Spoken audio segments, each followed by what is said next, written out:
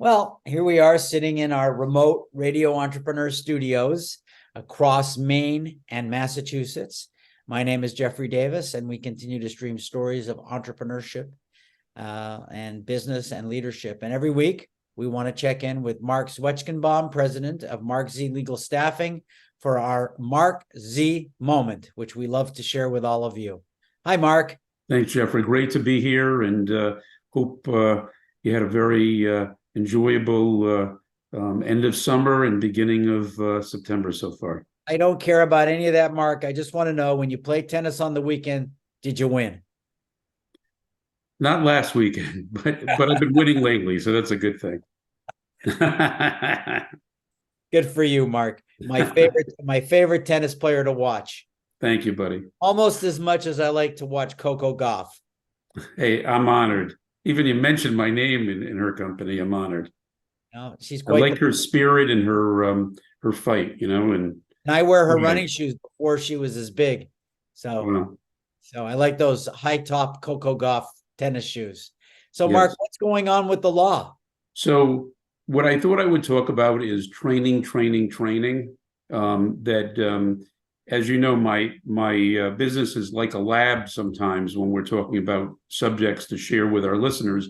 And one of the debriefs that we've had in terms of candidates looking to make a move, or companies, organizations, firms looking to hire people, has to do with training and making sure they're the new employees are trained enough that they have continual training for the employees, and employees continue to seek it. Because by being best trained, whether it's in technology or just in terms of systems and programs and the way firms do things, that's going to help in ensuring a person's success in the job and continued success. Well, it's hard for me to disagree, because you're speaking with a converted. In 1984, 85, we started my company Mage, which is up there, as a individualized one-to-one coaching training company, because we believed that was how you gained competitive advantage by competency, individual and group competency. And we have evolved, obviously, for 37 years. We've evolved our model.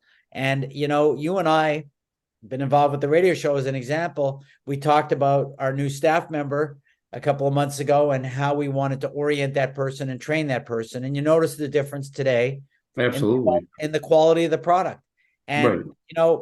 One of the things that someone once taught me, sorry I'm being so long-winded, was my good friend Bill Newman, Dr. Newman, who worked for me for 14 years, used to say to clients, when you buy a machine, does it work the first day you put it on the floor? And people always said to him, no. And he'd say, how much would you invest, and how much time do you invest in making sure that machine is optimum in its functioning? And clients would mention a year and a lot of money. And he goes, and how much do you spend on every manager executive? And they'll say nothing. And they'll go, a much more complicated machine is a human being. So I think the investment in training and development and optimizing a person's performance and their satisfaction is critical to keeping a good culture and a good organization. Sorry for the long-winded answer. No, absolutely. No, you're dead on. And when we've debriefed candidates in terms of why they left the roles, what they're looking for in a role, what were some issues relating to their role, a great debrief of conversation has to do with training.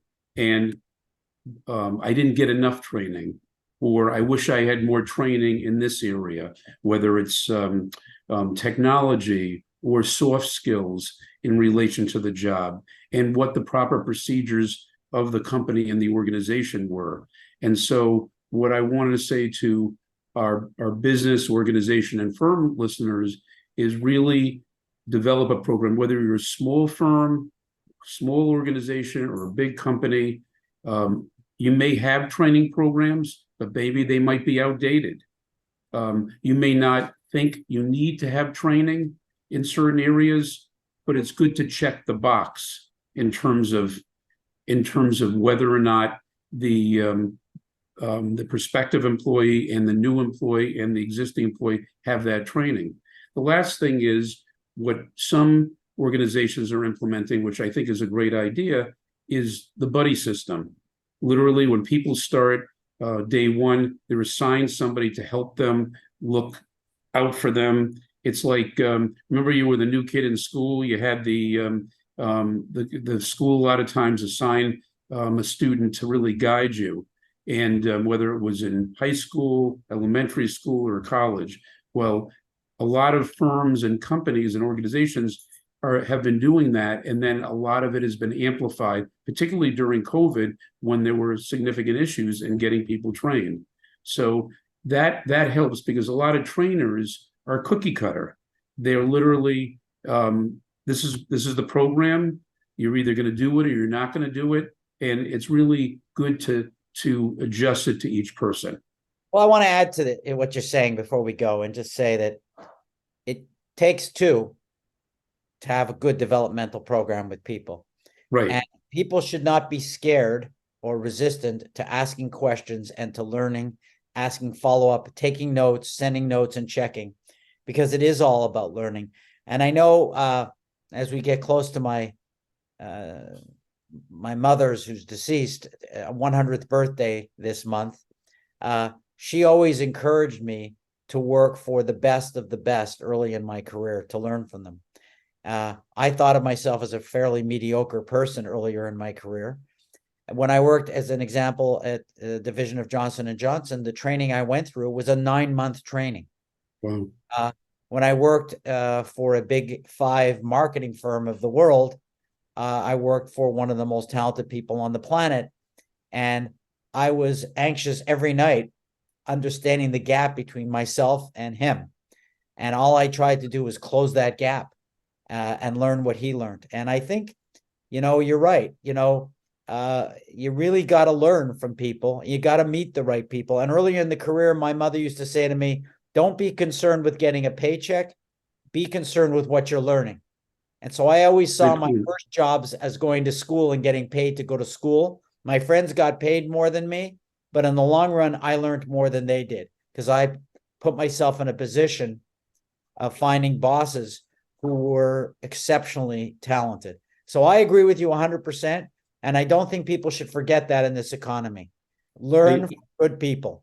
Right. I also want to just piggyback on what you said, is that it works both ways. And when you're going through training, as a new employee, as a continuing employee, to update your skills and systems, and learning the right procedures, ask questions. So many people don't want to ask questions.